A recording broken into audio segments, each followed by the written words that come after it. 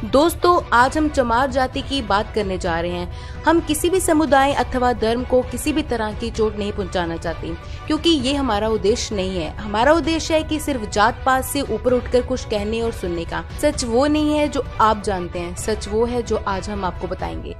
अतीत से ही चमार जाति के साथ छुआछूत होता चला आ रहा था।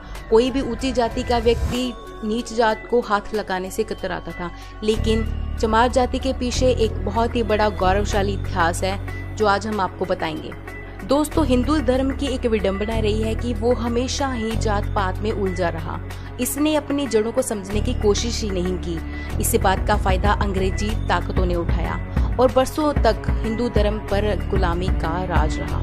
इसकी मुख्य वजह थी जो भारत पर मुगल बादशाहों ने हमला किया था, तो हिंदुओं ने इसका सामना मिलजुल कर नहीं किया, बल्कि जात पात में फंसकर रह गए और स्वतंत्र से परतंत्र हो गए। मुगलों ने जब भारत पर आक्रमण किया तो हिंदुओं ने चमार जाति को युद्ध में भाग लेने से मना कर दिया, और मतलब उन्हें बैठकर मुंह ताकने के लिए बोला गया और कहा गया कि सिर्फ क्षत्रिय ही युद्ध कर सकते हैं। तुम नीचे जाति के हो, इसलिए तुम्हें अधिकार नहीं है कि तुम युद्ध में हिस्सा लो, इसलिए तुम बैठकर सिर्फ तमाशा देखो। और उन्हें नीची जाति का बोलकर उनका अपमान किया जाने लगा। बस इसी एक नादानी का तमाशा दुनिया ने देखा।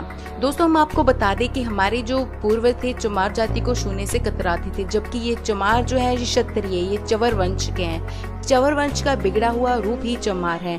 डॉक्टर विजय सोनकर ने अपनी पुस्तक में बताया है कि जब भारत देश पर तुर्कियों का शासन था, तब चवर वंश के लोग भी पश्चिम भारत पर शासन किया करते थे और उस वंश के राजा थे चवर सिंह, यानी कि ये सब भी क्षत्रिय थे, पर उनको चमार कहकर संबोधित किया जाने लगा, जबकि इतिहास में इस तरह का संबोधन नहीं हुआ करता था। यहाँ तक कि चमार शब्द था ही नहीं। जाहिर सी बात है कि अगर चमार शब्द ही नहीं था तो चमार जाति आई कहां से। इन लोगों के लिए चमार शब्द का इस्तेमाल सबसे पहले सिकंदर लोदी ने किया था। जब हिंदुओं पर मुगलों का अत्याचार हो रहा था, तब चमार शब्द से पुकारे जाने वाले उन लोगों ने ही मुगलों से लोहा लिया।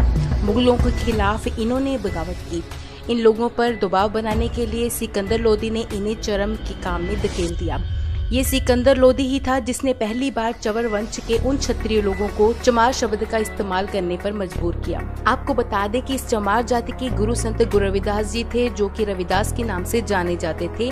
उन्होंने मुल्ला फकीर को लड़ाई में हरा दिया था और मुल्ला फकीर ने अपनी हार को न सिर्फ स्वीकारा था, बल्कि अपना धर्म परिवर्तन करके हिंदू बन गए थे। इसके बाद इस सिकंदर लोदी ने अपने क्रोध के चलते संत रविदास जी को जेल में डाल दिया।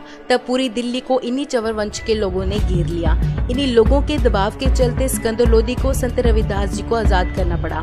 इसके अलावा भी चवर वंश के लोगों ने बहुत सारे बलिदान दिए और क्षत्रिय रूप में भी बहुत सारी मिसालें कायम की। इन्होंने हमेशा ही हिंदुओं का साथ दिया और कई तरह के अत्याचार सहने के बाद भी ये हिंदू ही रहे, जबकि इन पर मुस्लिम हो जाने का काफी दबाव भी बना रहा।